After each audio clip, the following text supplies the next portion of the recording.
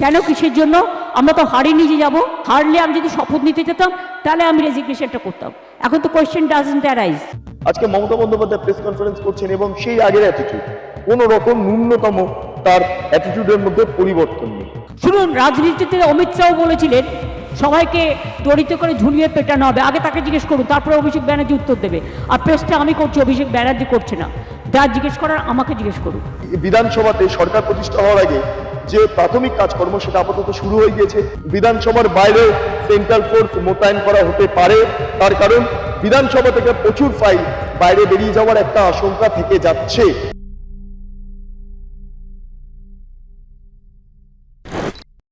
নমস্কার, আপনারা দেখছেন বেঙ্গল লিবার্টি। আমি বিট্টু রায়চৌধুরী।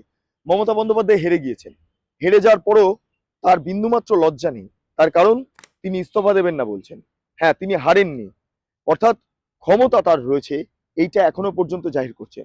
আজকে মমতা বন্দ্যোপাধ্যায় প্রেস কনফারেন্স করছেন এবং সেই আগের অ্যাটিটিউড, কোন রকম ন্যূনতম তার অ্যাটিটিউডের মধ্যে পরিবর্তন নেই। সামান্য নত হওয়ার মতো তার মানসিকতা নেই। তিনি যেভাবে আজকে বক্তব্য রাখলেন এবং প্রেস মিডিয়াকে বলছেন যে আপনারা একটু চুপ করবেন, এই যে ওনার যে ধমকানো চমকানোর যে স্বভাবটা, সেটা এখনো বর্তমান। এবং সেটার আরো প্রকাশ পেল যেখানে মমতা বন্দ্যোপাধ্যায় বলছেন আমি তো হারিয়েনি, তো রেজিগনেশন জমা দেবো কেন? হ্যাঁ, রেজিগনেশন জমা না দিয়ে মমতা বন্দ্যোপাধ্যায় এটা আরো প্রমাণ করছেন যে তিনি গণতন্ত্রের ঊর্ধ্বে নিজেকে মনে করতেন। আমাদের প্রথম কথা হচ্ছে, আমরা কিন্তু হারিনি। আমাদের 100 সিট জোর করে লুট করা হয়েছে। যিনি কথায় কথায় আজকে সামগ্রিকভাবে ইলেকশন কমিশনকে কাঠগড়ায় দাঁড় করিয়েছেন, সেন্ট্রাল ফোর্সকে কাঠগড়ায় দাঁড় করিয়েছেন, সেন্ট্রাল ফোর্স নাকি তাকে মারধর করেছে ইত্যাদি ইত্যাদি। যদিও যদি সেন্ট্রাল ফোর্স মারধর করে, লাথি মারে, ইত্যাদি ইত্যাদি করে, তাহলে সেন্ট্রাল ফোর্স এই মার মানে সাধারণ তৃণমূল কর্মী সমর্থকদের একদম হাতের ছাল উঠে গিয়েছে। আর মমতা বন্দ্যোপাধ্যায়ের উপর আক্রমণ করলেন। মমতা বন্দ্যোপাধ্যায় সামান্য আঘাত পর্যন্ত লাগলো না, যার কথায় কথায় পা ভাঙে, যার কথায় কথায় মাথা ফেটে যায়। যাই হোক, সেগুলো মমতা বন্দ্যোপাধ্যায়ের ব্যক্তিগত বিষয়, কিন্তু তিনি যেভাবে যা চরিতার্থ করছেন, তিনি যেভাবে নিজেকে প্রতিষ্ঠা করার চেষ্টা করছেন। হ্যাঁ, পুরো প্রেস কনফারেন্সটা কার্যত ইংলিশে করলেন এবং ইংলিশে করার অন্যতম কারণ কি জানেন?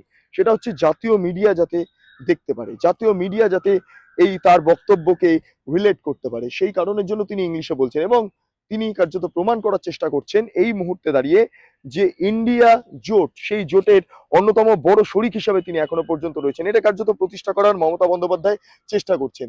আপাতত এই বিষয়টা নিয়ে একটাই প্রশ্ন, যে মমতা বন্দ্যোপাধ্যায় এই মুহূর্তে যদি রেজিগনেশন জমা না দেন, তাহলে সাংবিধানিক সংকট কি আসতে পারে? না, আসতে পারে না। পশ্চিমবঙ্গে সাংবিধানিক সংকট আসার কোনো জায়গা নেই, কারণ রাজ্যপাল চাইলে রাজ্যপাল সম্পূর্ণভাবে মমতা বন্দ্যোপাধ্যায়কে সরিয়ে দিতে পারেন, কারণ রাজ্যপাল তিনি সাংবিধানিক প্রধান এবং তার হাতে সামগ্রিকভাবে ক্ষমতা রয়েছে। আমাদের লড়াইটা বিজেপির সাথে ছিল না। আমাদের লড়তে হয়েছে ভিলেন ইলেকশন কমিশন, যিনি ব্ল্যাক হিস্ট্রি তৈরি করেছেন ইন্ডিয়ান ডেমোক্রেসিতে। Sad to say, CEC became the villain of this election to loot the democratic rights of the people and to loot the EVM machine. Didn't allow our counting agent and me to attend the counting. Why they tortured the people and directly with the help of CRPF and the election officers, they were threatening inside. I have number 2 who are there present. I said, okay, who are not present, I can sit as a counting agent. That cooperation also we can do. Then they धक्का मार के हमको उधर से निकाल दिया। हमारा election agent को इतना मारा, काउंटिंग एजेंट को, सबको मारा, 5-6 पार्टी को मारा। The candidate BJP itself went there inside along with 200 CRPFs and 200 outsiders goon, and then they beaten our people. Even the women were not spared, and they snatched all the 17C form. When I came to know, I started going there. First they stopped my car in the Jogubazar area, but I moved from the other way. When I entered, the CRPF said, no, you are not allowed to go. I said, I am a candidate. You are not allowing me. You are not allowing our candidate, our agent. So it is going on one-sided. Then written I complained to RO that it should be stop counting right now unless the restoration is over. Restoration normal CSB. restored. Then Randhir came. I told Randhir, the DO, I know he gave a message to somebody before 15 days ago. ये चुना counting में खेल होगा. That I am having with me. I told him, can you do like this? Even nobody is from our side. My official agents are not allowed. I am not allowed. I went inside for few minutes. They kicked me in my belly. They kicked me in my backside. And they abused, physically manhandled, assaulted. And you cannot imagine what happened because that time CCTV was off. So far I know. I have seen the CCTV footage from inside the room. আমরা যেটা জানতে পাচ্ছি সমগ্র এই যে বিধানসভাতে সরকার প্রতিষ্ঠা হওয়ার আগে যে প্রাথমিক কাজকর্ম সেটা আপাতত শুরু হয়ে গিয়েছে। বিধানসভার একাধিক অফিসিয়ালস তাদের সরানো হয়েছে বিভিন্ন জায়গা থেকে। আমরা এটাও খবর পাচ্ছি পাশাপাশি বিধানসভার অভ্যন্তর থেকে যাতে কোনো রকম ফাইল বাইরে বেরিয়ে না যায় সেই প্রচেষ্টা এই মুহূর্তে চালানো হচ্ছে। অন্যদিকে আগামী কয়েকদিনের মধ্যে সম্ভবত 1 থেকে 2 দিনের মধ্যে রাজ্যপাল সিদ্ধান্ত নেবেন এক সিনিয়র অর্থাৎ যে লিডিং পার্টি রয়েছে অর্থাৎ বিজেপি সেখান থেকে সিনিয়র একজন এমএলএ কে নিয়ে আসবেন। এমএলএ মানে অর্থাৎ জয়ী ক্যান্ডিডেটকে নিয়ে আসবেন এবং তাকে শপথ নেবেন এবং তাকেই সম্ভবত প্রোটেম স্পিকার করে বাকি সমস্ত যারা ক্যান্ডিডেটরা রয়েছেন জয়ী ক্যান্ডিডেট তাদেরকে শপথ করাবেন এবং তারপর সামগ্রিকভাবে যে এই দায়িত্বভার গ্রহণ মন্ত্রিসভার শপথ ইত্যাদি ইত্যাদি সেটা আগামী 9 তারিখ হবে এবং যেটা জানতে পাচ্ছি প্রধানমন্ত্রী নরেন্দ্র মোদী আসবেন এসে এই নেতাজি ইন্ডোর থেকে তিনি এই শপথ কর্মসূচি করবেন এমনটাই খবর মিলছে।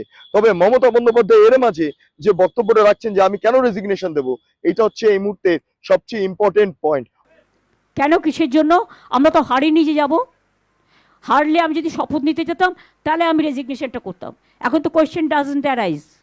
অর্থাৎ হেরে যাওয়ার পরও হার স্বীকারে কার্যত অনিচ্ছুক মমতা বন্দ্যোপাধ্যায়। নন্দীগ্রামের ক্ষেত্রে লোডশেডিং তত্ত্ব দিয়েছিলেন এবং এখন ইলেকশন কমিশনের বিরুদ্ধে কার্যত সরব হচ্ছেন কিন্তু তিনি হারতে পারেন না এটা তার মনোভাবে লুকিয়ে রয়েছে। হ্যাঁ সেই ঔদ্ধত্য এখনো পর্যন্ত যায়নি। হ্যাঁ বামেদের মনে থাকবে বামেরা বিরোধী থাকাকালীনও তারা এমন আচরণ করছিলেন অনেক এমএলএরা যে তারা সরকারে রয়েছেন কারণ সরকারের সত্তাই এমন পুলিশের স্বাদ আমলার সত্তাই এমন যে এইখান থেকে বেরোনো যায় না। এটা রীতিমতো একটা নেশার মতো।